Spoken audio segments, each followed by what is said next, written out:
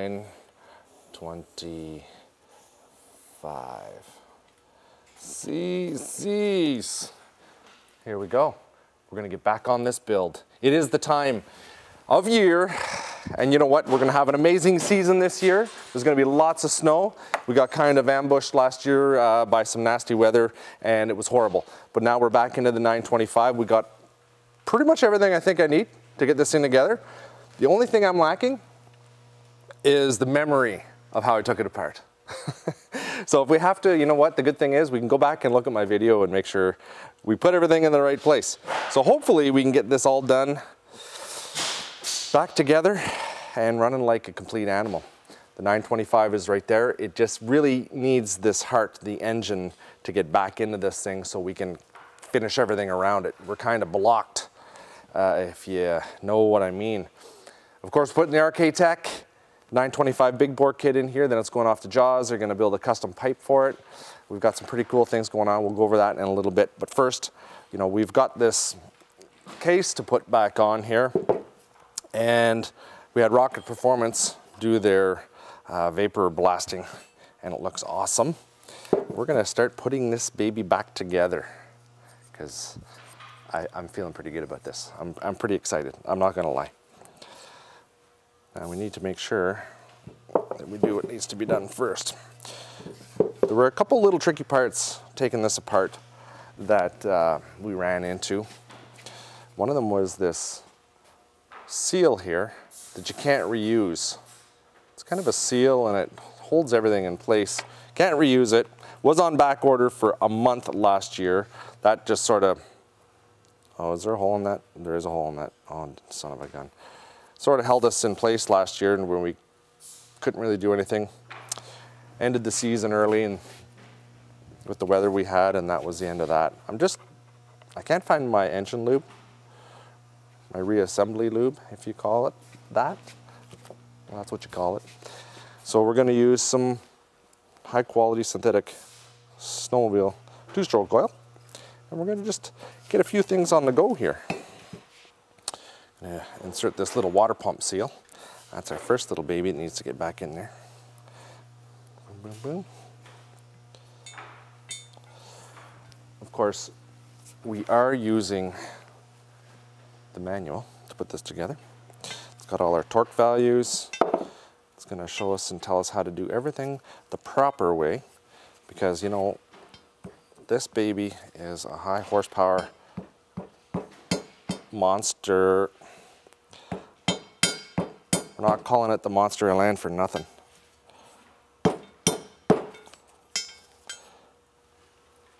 This is my seal driver, boys. There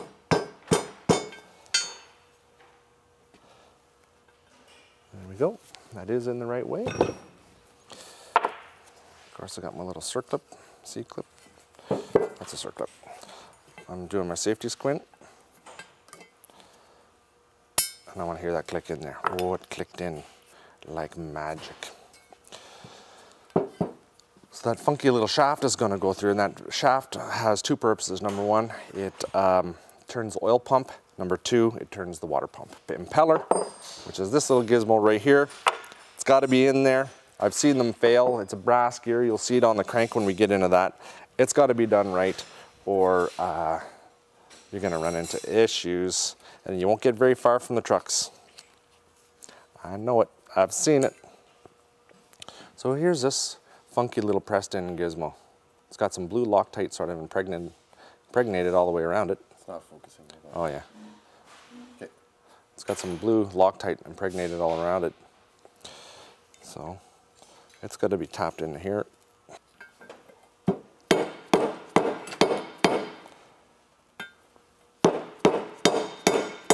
You can hear it make solid contact there, and that is it.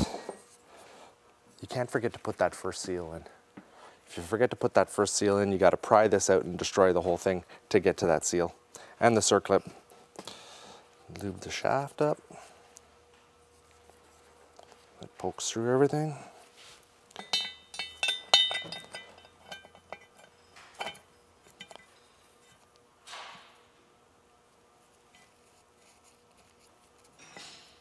Nice.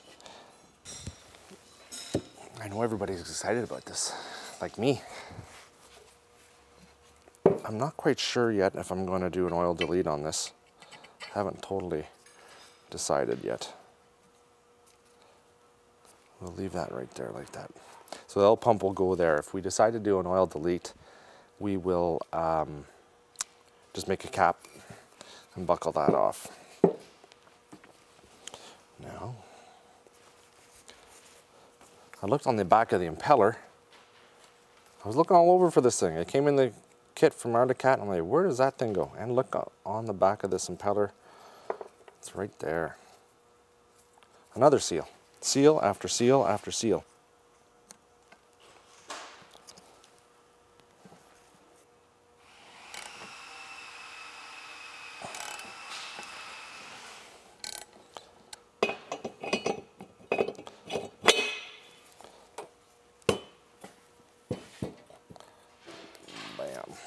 I'll turn that around. It says lube these bearings up. You got it. It says lube that seal up. You got it. Bam.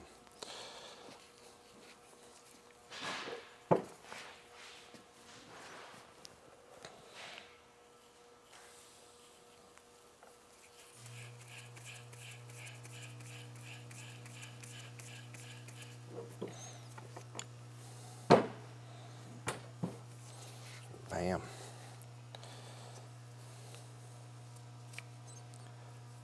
There. You have to lube up these surfaces in there as well. It's done. Now, this is the tricky part. We've got to line all these little holes up. Oh, did I put that on the wrong way? I did.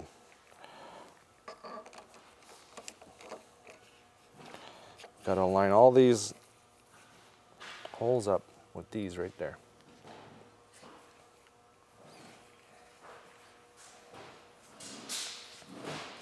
And there's some on all these bearings. Every one of them's got it. We had quite the time hammering this crank, so it was true again. It was out by quite a bit, but we got it figured out eventually.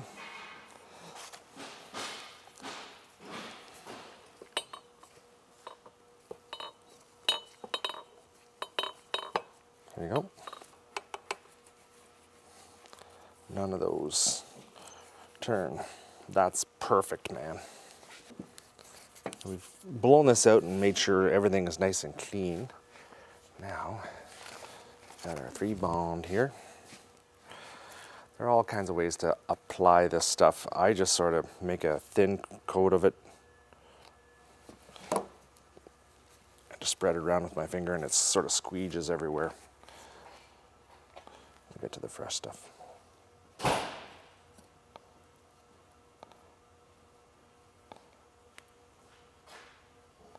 Probably use some new stuff, Simon. What do you think, Simon?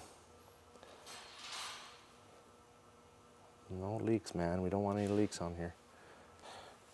When you're dropping this bad boy on, you got to make sure that these two gears mesh. So you don't want to hammer them down silly like.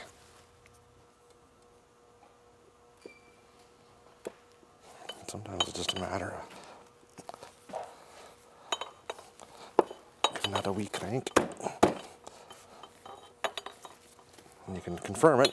If you look at the impeller, it should be moving. I like it.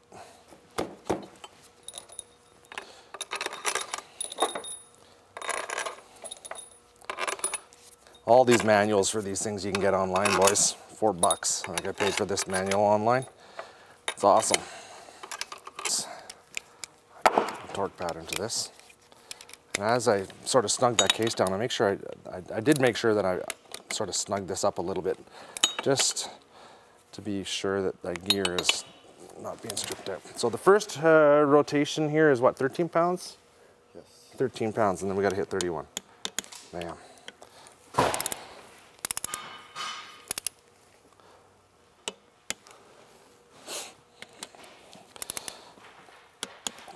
typical, you know, usually you work off your way from the inside out. 4. Now 31, 31. There we go. Now we've got to do some on the other side of the gaze. If I have to, I will do a thermostat delete, but I think we'll be all right. Bing bang. One of those. It's gonna be a funky little seal on that baby.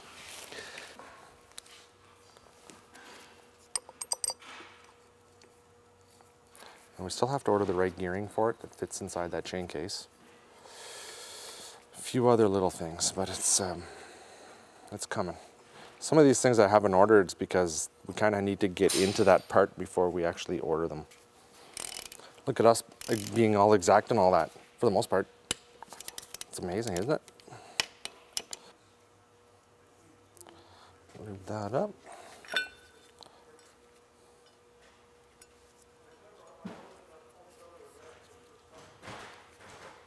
And when you push this down, there are little points that grab on it, hold it in place so you can set it down. I don't know if you can see that.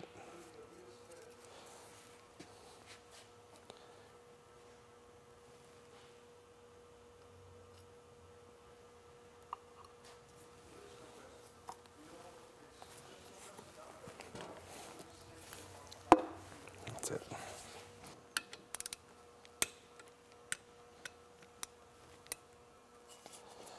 Now we went ahead and we did the ring end gap on this.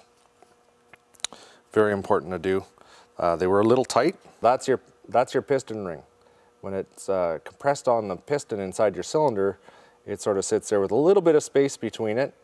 And as the machine warms up sometimes it squeezes even closer together. And if there's not enough room in there for expansion of these rings, then you're going to get scoring on your cylinder wall. So that's why we go and do this. Every piston kit you get comes with instructions to do that. Very important to do. And you also do it with the cylinder. You measure it inside the cylinder. I have a lot of videos on that. You measure it, you put it inside the cylinder that you're going to be using, right? So for this one, this is the cylinder. And we're going to install this puppy right now, as they say. I wish I had my engine lube or my assembly lube. I kind of like it because it really sticks to the engine on the first startup. We'll be running this thing pretty oily to begin with. I don't know where that is, eh? It's a bugger.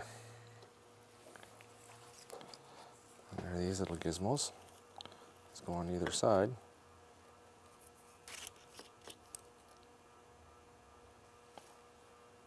Nice. Then, this piston, these pistons have an arrow on them. An arrow is always to exhaust. Now, you should be wearing safety glasses. I've got my thumb over it. So in order for that thing to come and hit me in my eye, get in there, you would have to go through my finger. Which, I've seen silly things happen before, but nothing quite as silly as that. Got my pin all lubed. Start that up. Lube all these little contact parts that are going to be dry when you first start it up, right?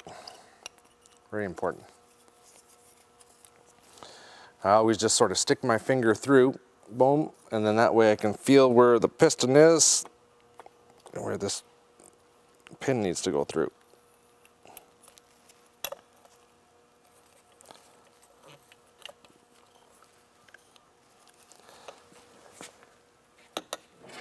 And everything is in there.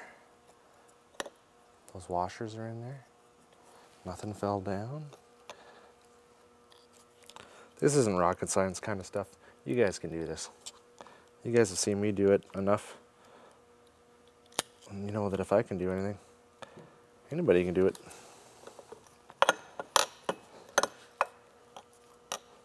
See, that's what you got to watch out for. I didn't quite push that in all the way.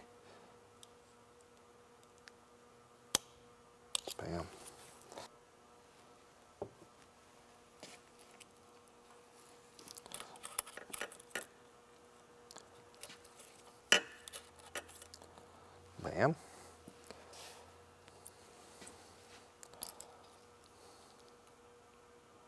Stay. If the piston ring doesn't say top on it, sometimes it's just very obvious. You can see how it's grooved to go in that little retaining pin there. See that? So when it clamps down around that, it can really only go in one way. And sometimes these have a little angle or a little kind of chamfer on them, and they won't go in, they won't seat in all the way. Usually your indication of what's going down. Pin. I'm going to put my circlip in on this side first, because it's going to be hard to work in here beside that other piston. That's the way to do it.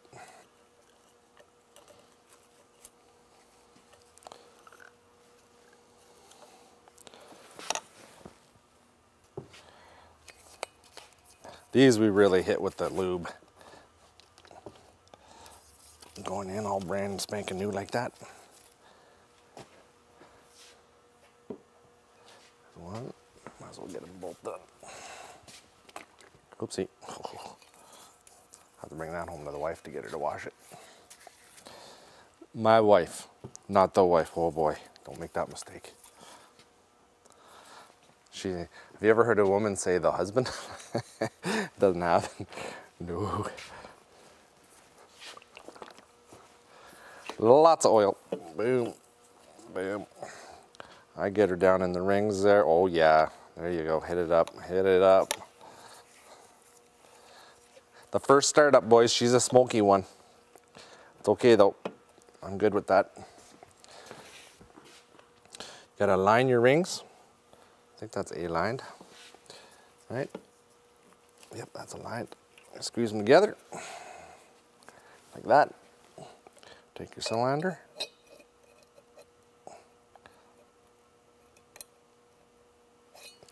Maybe squeeze them together a little better. You moved, didn't you?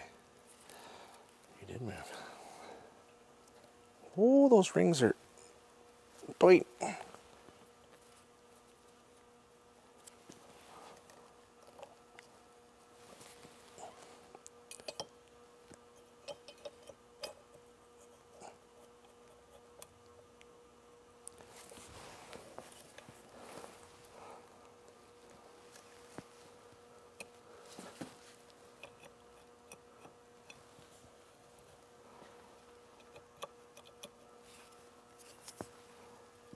Is that on?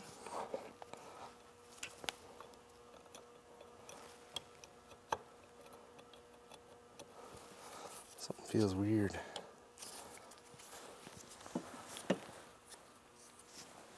I don't think that's it. What is it?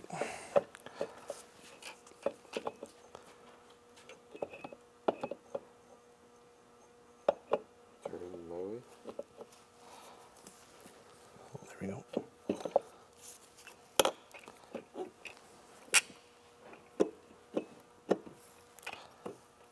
There.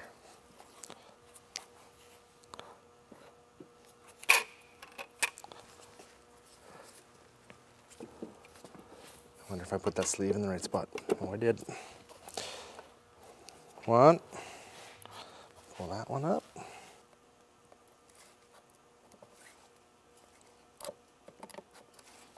we go.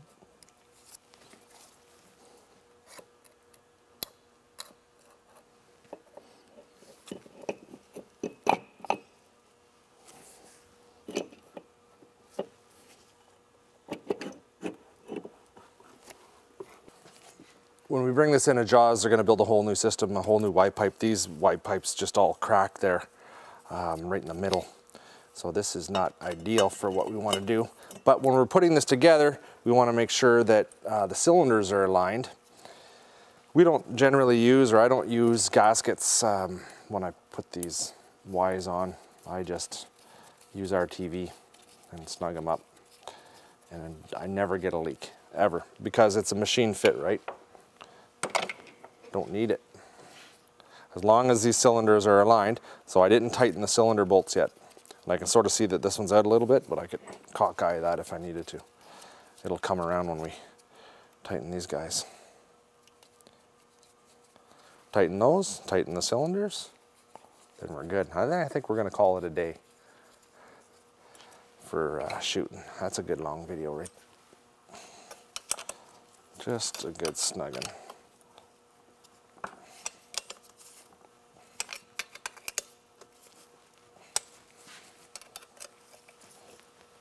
We should do a leak down test on this too and show everybody how we do the leak down.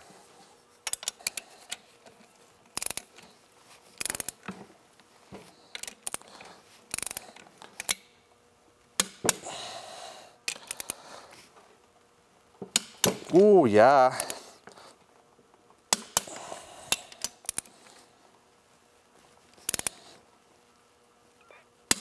There we go. Is the vein popping out of my head? No, it just reminded me of a quote you once said. Have you hugged your engine today? Have you hugged your engine today? You bet. That's it. We're getting there, boys. There she is. So next time, put the heads on, button up the electronics, the reeds, and then fit the motor into the machine. I gotta thank you guys for showing up as usual. We're a little under the weather here. We had the Toronto Snowmobile ATV Power Sports show last week and it was awesome. But now we're in full-blown 925 big bore mode. It's gonna be great. Look at that. Yeah, okay, so let's do an update real quick.